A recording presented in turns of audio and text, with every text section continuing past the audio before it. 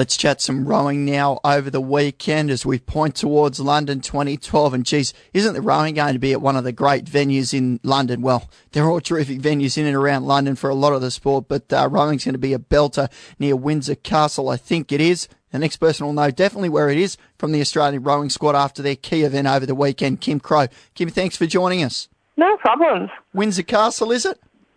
It's not too far from Windsor Castle. They're having it at Eton College. So pretty good for a school to have their own rowing course. But, it's a pretty spectacular facility out there, and we're praying for good conditions. But yeah, it should be a fantastic location. I know wanting to make the Olympics in and of itself is a goal, but does it make it more of a goal, being at such it's a place that's renowned with rowing, England, you've got the boat race and everything like that. Does it make it more pressure to make the team? It's a tough question because you're right. The Olympics is the Olympics. I think there's definitely an added buzz and an added excitement because rowing is such an integral sport to the British, and they're also very good at the rowing. So it'll be huge over there.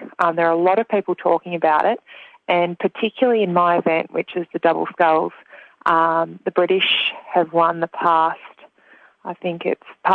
2 World Championships now. They've been undefeated in a couple of years and will go in as very big favourites. So there'll be a lot of talk about rowing over there. So it does evoke that rivalry that we love with the Ashes and all those sort of sporting events. So it is nice to be a part of that. Well, tell us about the event over the weekend. Yourself and Brooke Pratley at Penrith going extremely well. Take us through it. Yeah, so we raced at the New South Wales State Championships, which, although it's a state championships, it's one of our biggest regattas, mainly because it's at the Penrith Regatta course where they held the Olympics. So it's the best course we have in Australia, and so it is one of our key events. We used the regatta as practice racing, but also to trial a few different combinations. As you mentioned, I rode with Brooke Pratley, who actually won the World Championships in the double scull in 2006 at the Eton course. So she's got an undefeated track record at Eton. So she's the sort of person you want to carry into your boat come the Olympics. But we had a great race. It was pretty exciting to get out there and go down the track and just test that combination in the regatta setting. You mentioned some of those crews, Pippa Savage and Kerry Horse second, and I think Sally Keogh, did she have a new partner and they were third in the event? Yes, Sally Keogh rode with Pauline Fusker. Pauline has been a sweep rower for many years and has crossed across to sculling this year, which for people who aren't that familiar with rowing, sweep oar is when you have 1 oar each and sculling is when you have 2 oars each. The girls in general in Australia can do both, but we do have a preference for one or the other, and Pauline's one of the lucky girls who is very versatile, and she'll be going for the quad scull this time round. So tell us how it works building up to London 2012. I guess rowing's an interesting beast in the breaks in the 4 years between the Olympics, because you don't just have one World Championships every 4 years. Yeah, we actually have a World Championships each year, which is great because it is our pretty much one and only event that we do, and that is significant. So what we've really been trying to do with the Australian rowing program over the past few years has been building towards London.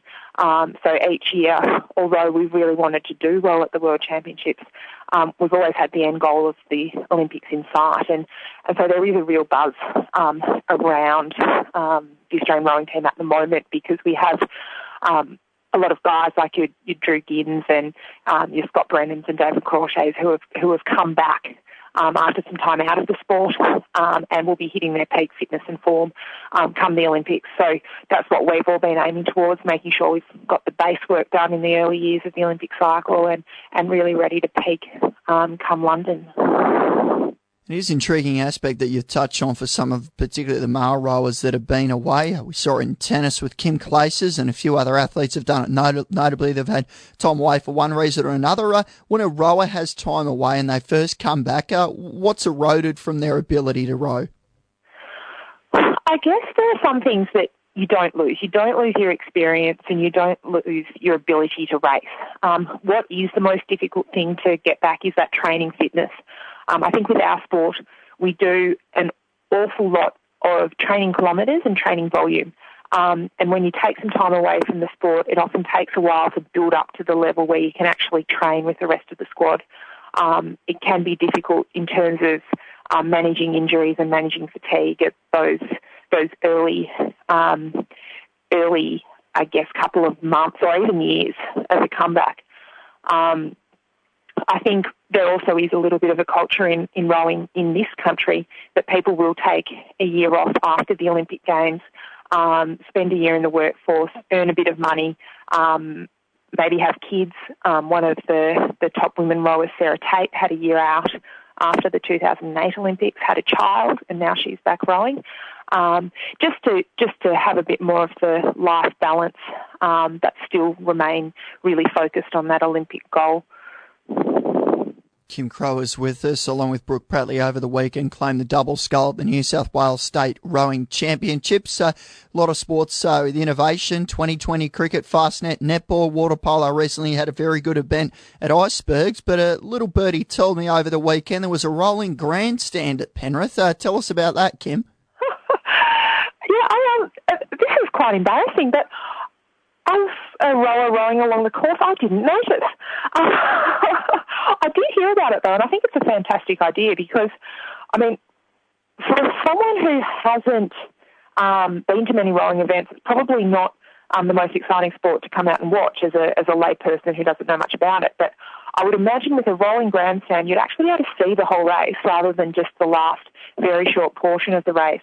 And probably have some commentary along the way as well, explaining just the intricacies of what's going on with the tactics and the technique and why certain boats are moving up at certain times. And I think it would actually add a lot to the spectatorship of the sport. So great idea. Didn't notice it, but I think it will be fantastic in 2013 and 2014 when Australia actually does host a couple of World Cup events. It just shows you were concentrating, Kim. That's all right. Absolutely. Hey, in addition to being a rower, you're a very good writer as well. Contributed a lot of pieces, particularly with Fairfax recently. Won vis-a-vis tennis prize money, and a big story in rowing, particularly in the UK in the last couple of weeks, about the boat race is now going to extend for the female race. The female rowers will actually row the male distance, and sort of the changes in that race. And how do you see that versus sort of the male and female sport argument? I think it's absolutely fantastic because you have, when women get extra opportunities, more women come along and actually take up those opportunities. I think the best example is the US college rowing system, where women are in really high demand because of the need to have equal funding for men's and women's sport constitutionally. And they have a fantastic women's rowing program. And there is a bit of a contrast when you compare your Cambridge and your Oxfords that have a long tradition of male-dominated rowing. And I actually watched a documentary and they were talking about the women's boat race, and it was traditionally judged 50% on the actual speed of the cruise and 50% on, I think it was form or dressage.